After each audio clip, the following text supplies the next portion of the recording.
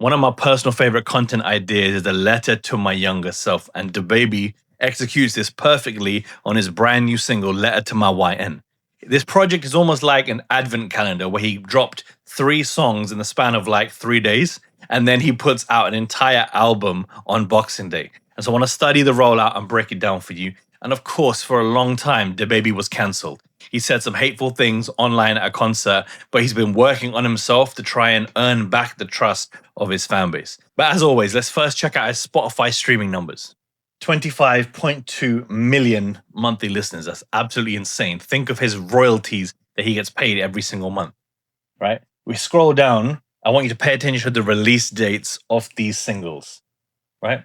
So you got Letter to My YN, released on 12th December, 1.6 million streams already.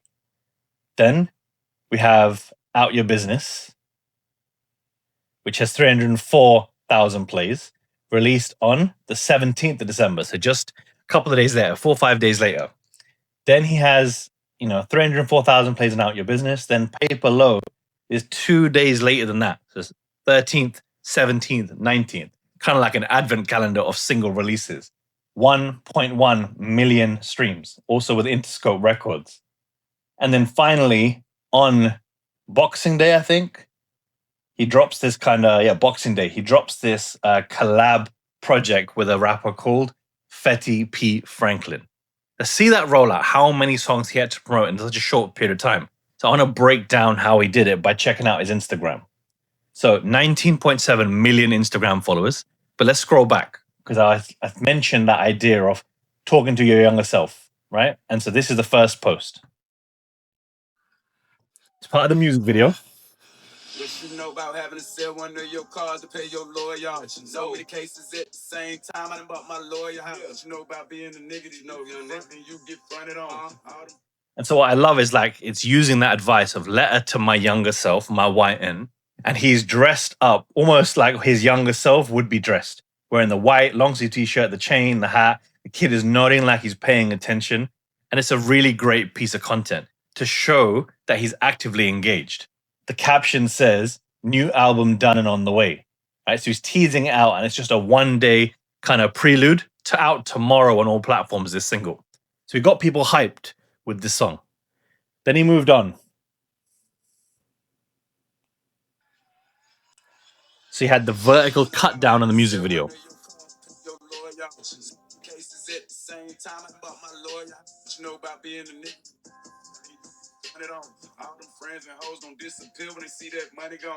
Normally, I'm not a fan of a vertical cut down of a music video to advertise a song, but because this feels like content, it feels like it's purposely filmed with this particular shot of them sitting on the bench giving advice to his younger self, that this just works, right? The B-roll of kind of that corner shot with the police outside, that bit's irrelevant. It's this bit that I focused on when I was seeing this bit of content, right? Then he takes it a step further, and this shot is brilliant. Right, you see him walking down the street with his arm around his younger self.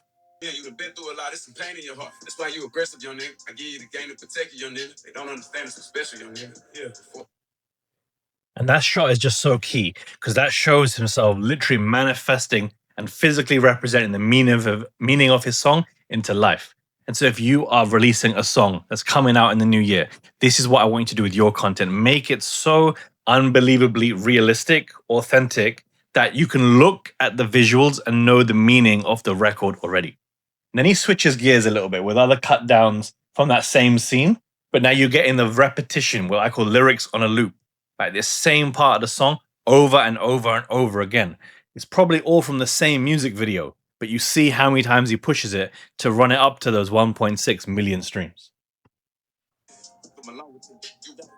None of that mess, yeah. Especially if you trust that nigga with your life and it's supposed to be your brother, young nigga. Yeah, see, look at that chain on my neck.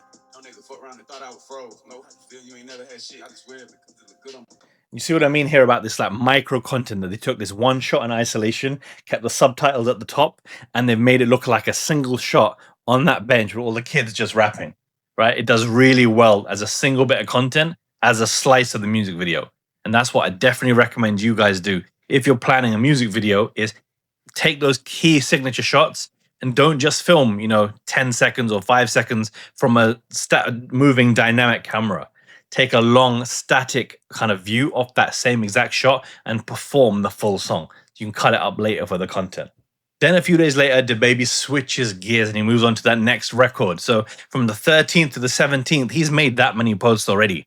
So that was probably 4 days with 6 or 7 posts. So he was doing a double upload every single day. And so many artists aren't willing to do that. So I definitely want to see you up your intensity when you have a song you truly believe in. Then he's moved gears into this song, Out Your Business. Right? He's gone with a single screenshot of Spotify saying out now. Right? Double post in a single day. Then he moves into this content and is deep. You can get knowledge if you listen. Just grind until it's finished. Keep them out your business. They probably ain't gonna frisk me, so I sneak in with the blicky. Then leave out with the bitches. Music, weed, and alcohol. I ain't had no sleep for like 2 days, like I'm on Adderall. Took her home and had a ball. Breakfast with the Tylenol. When I say took her home, I ain't talking about my... This is the most elevated I've ever seen DaBaby, and he's kind of breaking down that kind of old narrative that they had about his music. And his refinement in the suit, but it's still having the kind of do-rag Tupac style, is showing himself as a more polished artist. And a lot of this content is in the black and white, and it's showing him more refined. He put little art with the emoji. Nigga hate himself, so he leave comments when he see the pics. Like I ain't see the shit. The nigga still ain't found himself. I told him, fuck it, go jump off a bridge today and drown to death. I don't need no harm, I'm trying to help. A lot of these little niggas in the way. Tired of these niggas, so give them game. Round on these niggas, I'm in the pain. Fire me while I was getting a fade. Go to work on these niggas, I'm clocking in. I'm gonna focus before now, I'm locking in. I'm gonna go and I'm gonna stop again. No more, I'm gonna swap the bands. I don't... Right, and again, just look at this whole different narrative that we're seeing from DaBaby compared to how he used to be. You kick it till you get knowledge if you listen. Just grind until it's finished. Keep them out your business. This one is so wholesome. It's a him at home cooking breakfast for his daughter, and he's got a photo of her up on the wall in the kitchen. Like she is his world, and you're in his universe now. And there's a content tripod out, so he clearly is in his working environment, but he's taking time away to kind of look after his family. And again, we're seeing a whole new universe inside this kind of rollout. And finally, we move into the album kind of rollout part of the campaign. So you've done a 13th single, 17th single, 19th single, and now on Boxing Day, the full album is ready. And so what better way to show that than physically hopping in the studio and bringing some BTS and performances off the making of the album into life.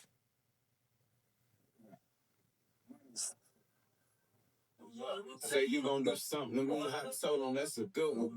Pay one of these niggas, they don't play stupid just to cook them. And I made so many M's, I put it up. Before I had put this nigga, speaking of the play, nigga, go and get the cake. Say you get a better go and get a plate. Ran out of time. Right, there's one post here, another post, same thing here. I'm too smooth to doing a spin. I think it's brilliant that he actually managed to physically get time in with Fetty P. Franklin and make sure he was in the content. A lot of times when you make a project with somebody, especially if they're overseas, you don't have any content of you together.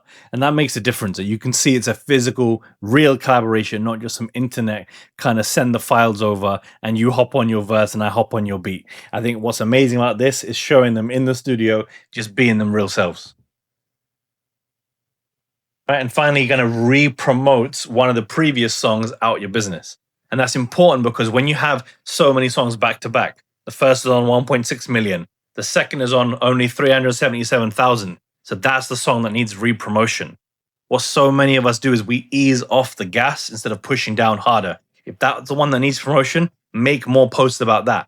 Either reuse content that you've already used in the pre-marketing phase of that rollout, or film some fresh content or have saved some content, different cut downs of the same content so you can re-promote your out now music. What you can't do is give up on yourself. What you can't do is say this rollout was a failure. If you invested money into this, if you invested time, energy, and you've dedicated your part of your life to this rollout, you need to do it justice.